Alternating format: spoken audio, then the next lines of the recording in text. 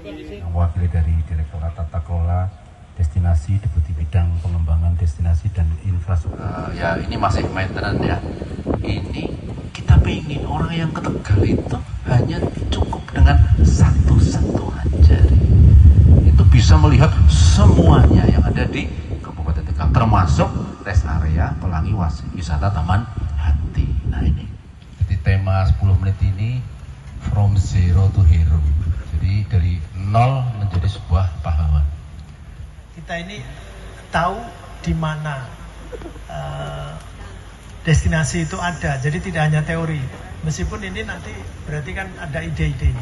Saya juga menarik. Sebelahnya ini kan rest area, sebelah itu ternyata Pemecah Batu itu ya, Pemecah Batu. Jadi bagaimana orang di tempat-tempat yang sangat mengeritkan dahi ya, orang serius, orang dituntut untuk produktivitas dan sebagainya.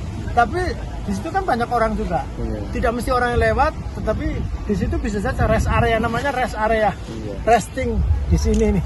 Jadi istirahat atau apa, mereka kalau puyeng, mungkin tidak usah sampai ke mana, ke Guci yang jauh misalnya, dia mungkin buruhnya atau tenaga kerjanya tidak mesti kemana-mana, bawa keluarganya juga ke sini. Jadi menangkap peluang bahwa kawasan industri ada. Karena kawasan industri itu kan juga ternyata fasilitas umum juga harus disediakan, kemudian tempat wisata juga harus disediakan, tempat pendidikan juga harus disediakan.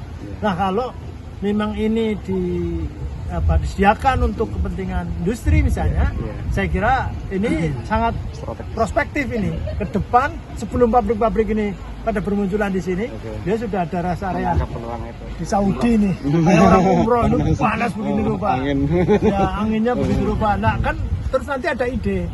Saya tadi misalnya ada orang angin besar kok ternyata bikin baling-baling yang kemudian bisa ngambil air misalnya begitu kan, airnya bisa disemprotkan kemana-mana. Wah ini kan butuh inovasi, butuh gagasan-gagasan baru. Saya kira ini bagus.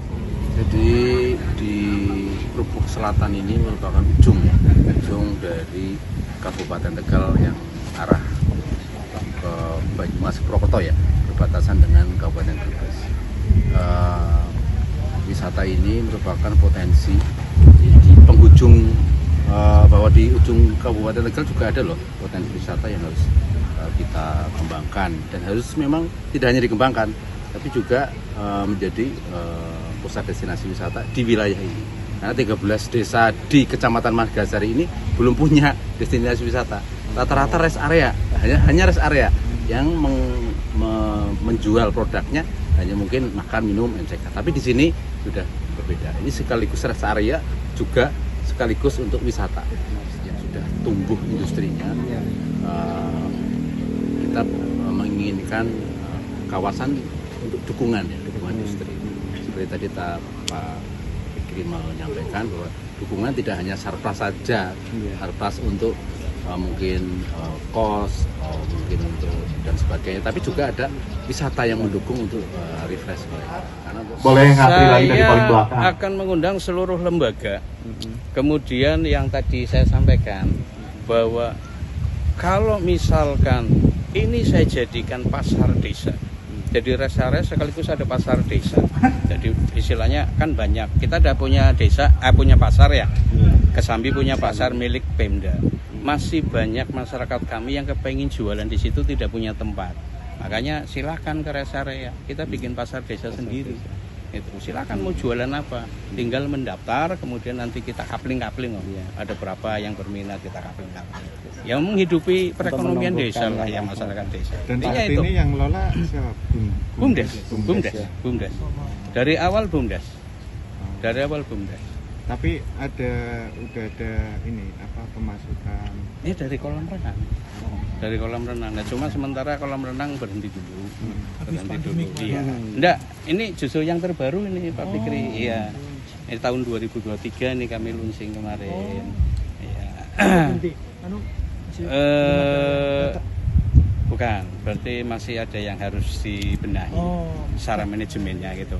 Secara manajemen harus ada. Tapi di Kecamatan Margasari ini satu-satunya destinasi wisata milik desa, satu-satunya. Iya, satu-satunya. Milik orang lain Margasari. swasta, Pemda PMK tidak ada.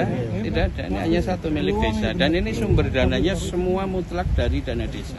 Tapi bertahap ya Mas. Bertahap ini dari dana desa bertahap.